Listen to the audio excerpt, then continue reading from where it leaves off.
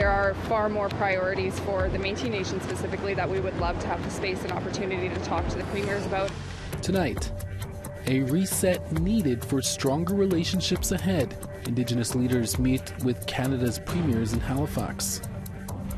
I'm here today to deliver this honest and genuine apology on behalf of the Government of Canada to the 9 Dakota Lakota First Nations in Canada and their citizens. Canada's historic apology to the Dakota and Lakota for labeling them refugees in their own territory. They expected it to be over with right away. It was like, okay, are they done? And a lack of compassion, a Manitoba mother's tough experience with Jordan's principal.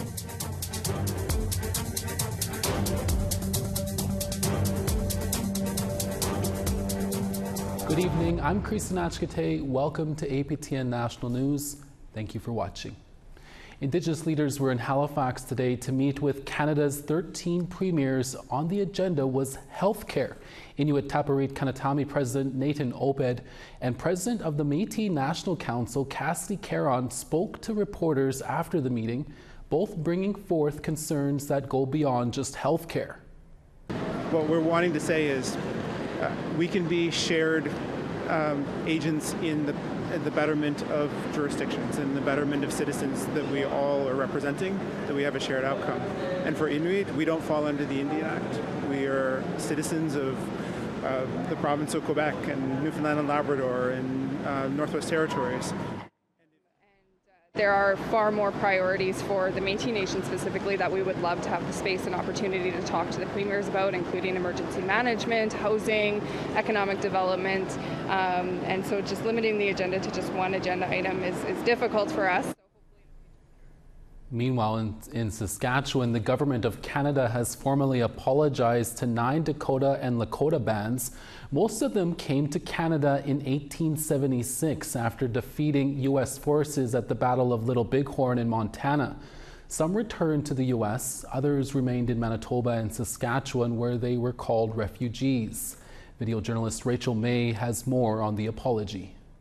I'm here today to deliver this honest and genuine apology on behalf of the Government of Canada to the 9 Dakota Lakota First Nations in Canada and their citizens. Today, Canada's Minister of Crown Indigenous Relations was at the Whitecap Dakota Nation, south of Saskatoon, to deliver a long-awaited apology. 9 Dakota and Lakota First Nations, now in Manitoba and Saskatchewan, heard Gary Anandasangari say that Canada had denied them their rights. He apologized and committed to working with them to ensure something like this never happens again. You know, the best time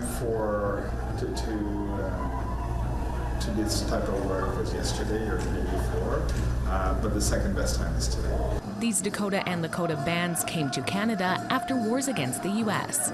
They didn't sign treaties with Canada and were denied rights and benefits, even though they were on the edges of their pre-contact territories. The 9 communities that are involved today in the apology have been waiting for over 260 years for Canada's failure to be corrected. Nothing's going to bring back the past. Nothing's going to bring back the indignity faced by many. While today marked a historic first step, the 9 First Nations emphasized that there was a lot of work to be done. FSIN Vice Chief Ali Bear expressed that this apology marks a critical step towards reclaiming everything her people have lost. I can't speak my language. One day I will. And I will say that one day I will speak my language. And I give thanks to all of those that are language keepers in this room who continue to keep our language alive. Chief Don Smoke of Dakota Plains First Nation in Manitoba invited his daughter Sophia to speak. She emphasized that it is time for youth to step up and ensure a better future. While my grandfather died waiting for this simple apology, his roof will be our floor. We will ask for more and we will never stop. More meetings with Anandasangari are planned.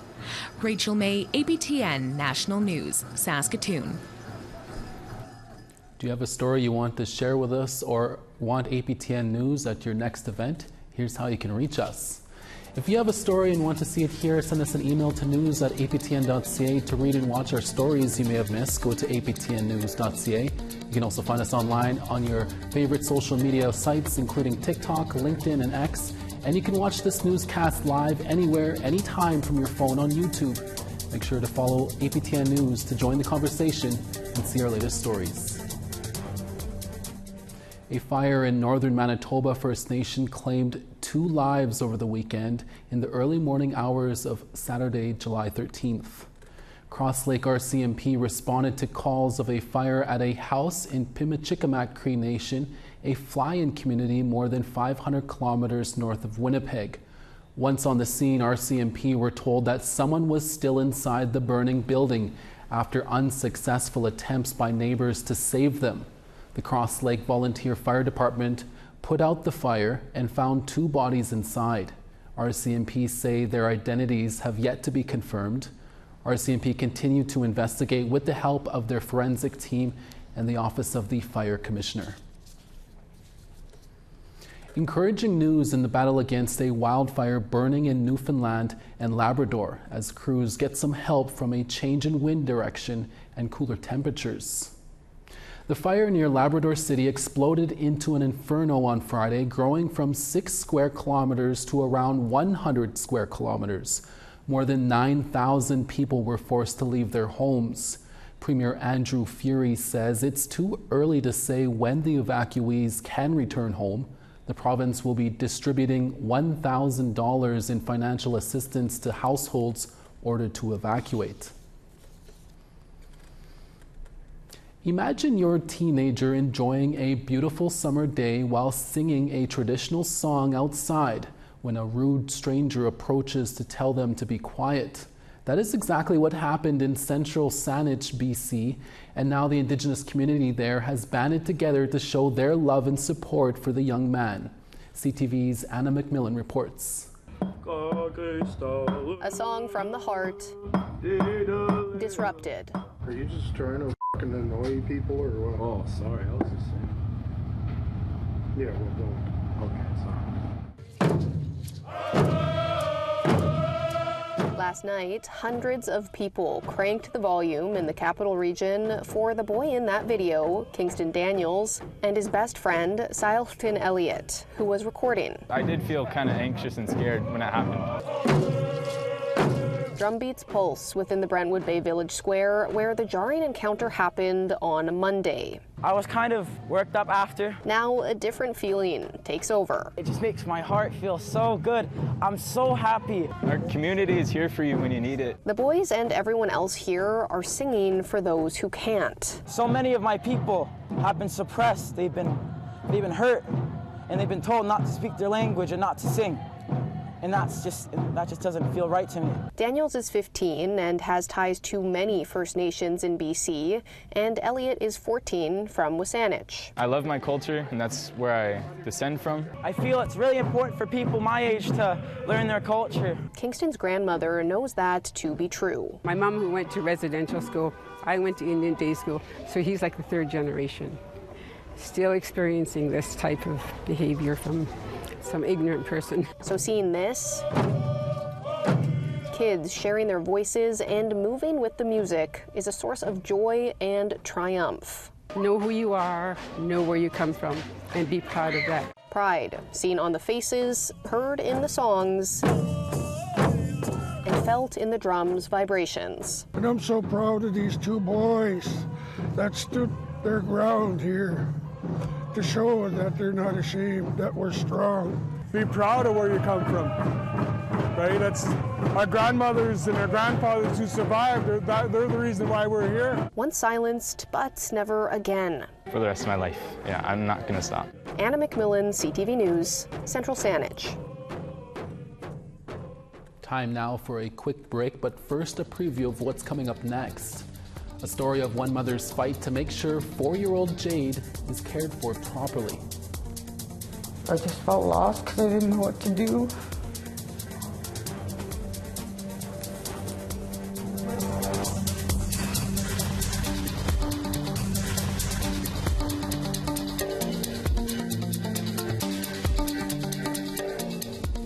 Welcome back. A mother from the Cspan Ojibwe Nation northeast of Winnipeg is speaking out about a troubling experience she had with Jordan's Principal Services during a medical visit to Winnipeg. APTN's Sierra Bettens brings you part 1 of that story. When Laura Bone wakes up, her 4-year-old daughter Jade is the first thing on her mind. A whiteboard in her living room reminds a single mother of 8 of Jade's feeding schedule. There are binders of medical documents piled with diagnoses, discharge forms, and future appointment dates. Audiology is here because we have to make a follow-up in Brandon. Because the times they tried to test her, she had to be sleeping. Jade lives with several health conditions, including cough syndrome, a genetic disorder that affects the development of the brain, eyes, and spinal cord. Shortly after Jade's birth, in April 2020, Bone was connected to the Jordan's Principal Office in Cspan Ojibwe First Nation, which helped parents get support for their children. The community is about 3 hours northwest of Winnipeg.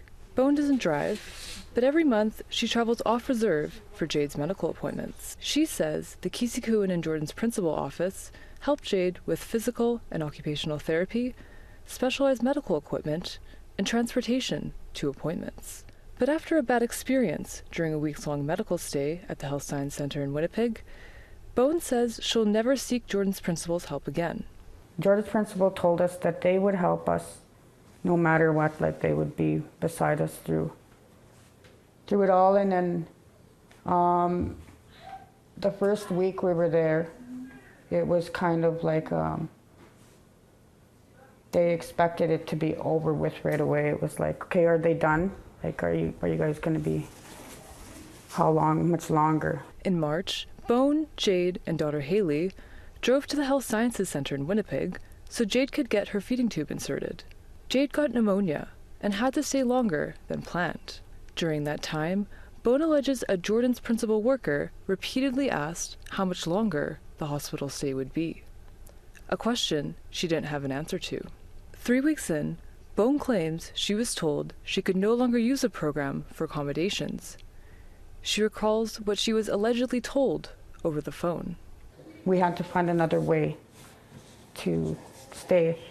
And then she said she would get a hold of NIHB and call me back. At HSC, the Southern Chiefs organization oversees the Jordan's Principal program.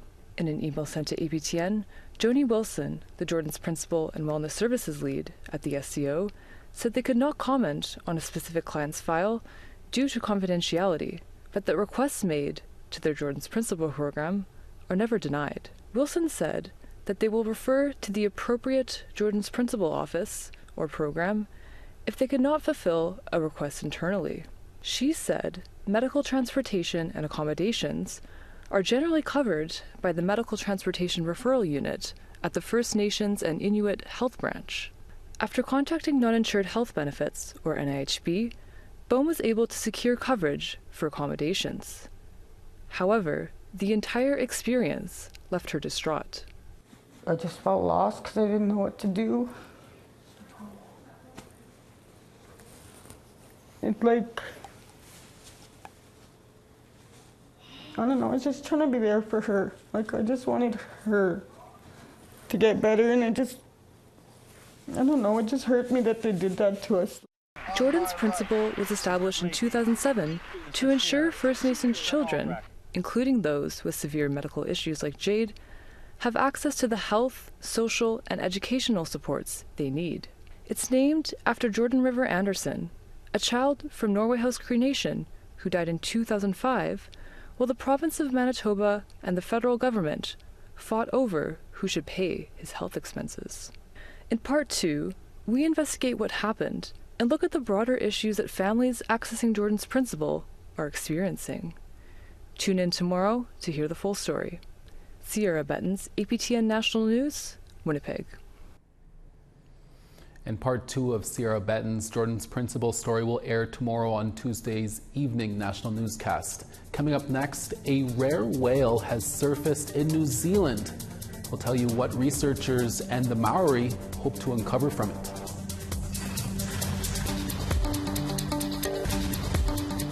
Welcome back. It's time now for our photo of the day. This picture of the spirit sands of the Spruce Woods Provincial Park was submitted by our very own Lesia Yoroshenko. Lesia was visiting the southern Manitoba desert and its 30-meter high dunes. Looks like it was a hot day out there. Thank you for the photo, Lesia. Send us your photos to share at aptn.ca for the chance to be our next photo of the day. Now let's take a look at tomorrow's weather forecast. Over on the East Coast, Halifax 29, Charlottetown 29 as well. The Grand River 22, Anujiak 20. Sigouene 25, Val-d'Or 25 as well. Windsor 30, Sault Ste. Marie 23. Sioux Lookout 19, Timmins 23. Churchill 20, Thompson 19. Winnipeg 21, Barons River 20. Southern Saskatchewan Swift Current 26, Yorkton 22. Orange 22, Uranium City 28. Northern Alberta High Level 32, Peace River 30. Calgary 28, Edmonton 31. Campbell River 28, Bellacoola 31. Prince Rupert 16, Fort Nelson 28. Beaver Creek 16, Old Crow 22. Fort Simpson 32, Yellowknife 25. Fort McPherson 20, Sax Harbor 8. Baker Lake 25, Cambridge Bay 15. And Arctic Bay 7, Agulik 10.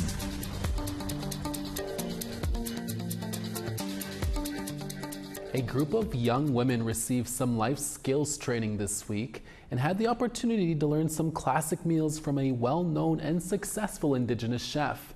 APTN's Chris Stewart has more from Edmonton. They do these things by hand. Everything's done by hand, okay? These young women from 15 to 20 have been learning important job search support, resume writing, handling bullies. Not only that, Cree chef Ian Gladue taught them how to make fast, tasty meals from only simple ingredients. Gladue is the CEO of Mitsu, a company selling and making dry meat and pemmican across the country. He also owns Native Delights, a mobile food vending service. Over 3 days at the Institute for the Advancement of Aboriginal Women, he taught them how to make bannock, Indian tacos, and bannock burgers. Gladue became a success despite early troubles in life. Coming here and sharing my story was really important to me. A part of that, as growing up on the streets and growing up a very tough, hard life, is, you know, some of the things we don't have a lot in our homes, our kitchens. So what can we cook? What can we do? How can we take care of ourselves with just simple foods that we have here in our own kitchens? This last day featured bannock burgers.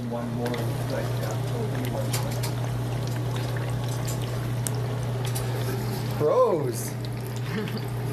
You know, despite whatever you're going through, you can get through it. You can, if you just keep on pushing forward.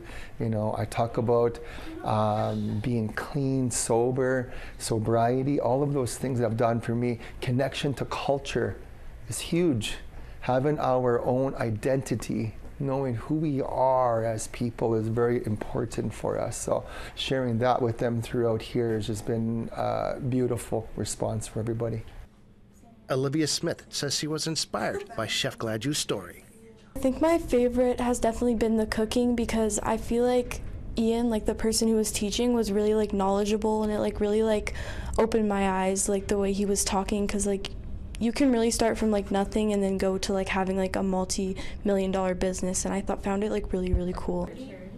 Layla Labakan says she has learned valuable skills over the 3 days. I've learned a lot about job searching, financial situations. I've learned how to make bannock burgers, Indian tacos, bannock. It was really fun. The Institute has ongoing training for Indigenous women. Chris Stewart, APTN National News, Edmonton. Thank you, Chris. A multi-million-dollar investment for Indigenous people to develop careers in shipbuilding is underway in Vancouver. APTN's Tina House has the story for us from Vancouver. Here at Cspan headquarters in North Vancouver, BC, CEO John McCarthy is making an announcement that will provide huge opportunities for Indigenous people. Really excited about today's announcement with Cspan's investment of over $5 million to the Musqueam, Squamish, and Tsleil-Waututh Education and Training Center Society. It's really exciting. These funds will provide opportunities for your community members to pursue long-term careers in the fast-growing marine industry, and it's really a great pleasure to be celebrating this event today. For Squamish Nation Council member Wilson Williams, he says he's excited to see the careers opening up for his people. Right out there on the docks, whether it's on the ships, building the ships, or anything from engineering to office level jobs, administration, there's a whole variety here. You can see the growth of Cspan, you know, through the years. 20-year-old Kathleen Nitrell is from the Squamish Nation. After completing electrical training through Access, she is now an electrician apprentice at Cspan, and she is excited for her future. It may seem scary at first, but you never know until you try. You can't knock something until you try it. Trades can be intimidating, but personally, seeing my work come to life is just a feeling that I know I can't get that from working like in an office. I've tried it before. It's not the same. David Hargraves is the Senior Vice President of Strategies for Cspan. He says this is a big opportunity for his workforce as well. We're very honored to be on the traditional lands of the three nations, and we're very respectful of that, and we're on a journey to learn all about that. So, and part of that is the employment part of it is the supply chain part, but a big part of it is sort of just the learning and education of our workforce and of us about, you know, how can we be more respectful? How can we build relationships? So we've come a long way in regards to building that path. They have now jumped in a canoe with us. The training will take place over the next 5 years. Tina House, APTN National News, North Vancouver. The body of the world's rarest whale with no living sightings ever recorded has recently washed up at a beach in the South Pacific. The 5-meter-long spade-toothed whale with a type of beak for a nose was found earlier this month on Otago Shore on South Island Beach in New Zealand. According to marine biologists, there is no records on what the spade-toothed whale eats, where they specifically live, or its current population as they deep dive for their food and rarely come to the surface. The whale was quickly transported to cold storage, and researchers will work with the local Maori tribes to plan out how this will be examined. The Maori considered whales a sacred treasure, and last April, Pacific Indigenous leaders signed a treaty to recognize whales as legal persons, but is yet to be recognized by participating nations. Only 6 other spade-toothed whales have been found since 1872, but never in this great of a condition. And that's your evening national newscast for this Monday, July 15th. Make sure to join us again tomorrow for your midday newscast with more stories and guests. From everyone here in our Winnipeg HQ and from our reporters across the country, hi miigwech masicho. Thank you for watching.